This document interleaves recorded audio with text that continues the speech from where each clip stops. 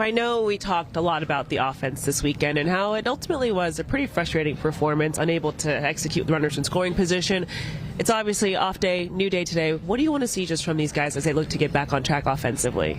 I just think, get back to being who we are, just take good at-bats. And I think, the road, ironically, has been better for us. Some of the guys are better on the road. I think just kind of getting with each other, getting their rest. I think that I have a good feeling that this is going to be a good offensive trip for us. Where does it start when it comes to getting back to yourselves with this team? Well, I think it's, it's certainly pitcher dependent. This Liberatore guy has a good arm. Different pitches. I think just really locking in on our zones, having a plan, and then going and executing. It's a really athletic team over there this series. Defend the ball, but I think for us, just go out there and just be who we are and try to build innings, and then we'll put some crooked numbers up. Snell's out here. Is he going on Sunday? He is. Blake's out here. I watched his pen today. He's going to join that OKC team on Sunday. Do you think that could be the last one for him, or will there be one? No, he'll have another one. I think that this will be, the hope is 4-60 for this one. And then with the rehab guys, Brock Stewart has been really good, and I think he's supposed to go on Sunday as well. As Blake gets closer to coming back, does that kind of make these next couple weeks important for some of those back-end guys in the rotation to kind of show where they're at before you guys have a decision to make? Yes, short answer. But I would like to think that regardless of if Blake's coming back or not, their focus to perform at a high level is unchanged. But yeah, there's a point where once he comes back, we're going to have to make a decision. With Roky specifically, how much did last week's start just kind of change maybe what your expectation level was for him to kind of have more consistent success, and kind of what do you want to see tomorrow to let he was able to build on that the way you wanted? I will say I think that Roky, the last 4 each outing, has gotten better in certain areas, which I think that the last one was the best of the last 4 or 5. We do expect him to continue to get better in the process, the execution, and then just kind of go from there. So definitely encouraged with that last one being the best of the best of his season outings. For Emmett, he's talked about how the delivery feels better, but isn't quite fully synced up. Just what do you see as the next step for him? I think just for me, it's, once you get to your start day, go with what you got.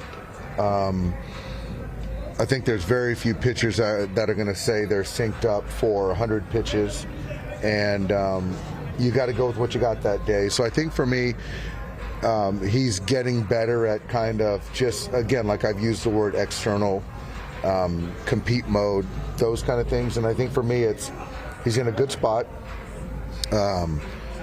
And just go out there and put up zeros tonight. We're asking questions about Sasaki and Sheehan. We're not asking questions about Robleski in terms of Snell coming back and bouncing someone from that rotation. Should we be also asking about him, or has he kind of cemented his spot for now? Well, I think that, if we get to that point, it's going to be a good conversation, a tougher conversation with someone. But I do think that Justin's throwing the heck out of the baseball, and he's cemented himself as a major league pitcher. And whatever role that I think that we see for any of our guys, I would expect complete buy-in. But again, I don't want to go too far into it because we're still weeks away from, that really being a question that's really viable at that moment. So, but yeah, everything's going to be on the table. Are you seeing more buy-in from Roky, better communication? Pryor said last week that it was Roky who came and said, I wanted to throw my splitter a little differently. I feel like it's been improving, or has improved since last year? I do. I think that he's become a lot more open with our coaching staff, and which has been great, because a young player, you don't want to push him away and kind of impose your will on him, and Mark and Connor are more of wait and see kind of process. So to have Roki initiate the conversations have been great, and I've seen personally a lot of personal growth and also growth on the field, and it's really exciting for me to see their relationship get to another level. Yeah. I think that him getting more like major league starts under his belt, seeing what he has to do to get these hitters out, like plays into him maybe being more open. Yes, I think that, you know, when he came here, there was a lot of confidence, and then the game teaches you a lot. And when you have starts and you don't have the successes that you would expect, I think that's a clear way to open-mindedness, and so that's been good and healthy for him.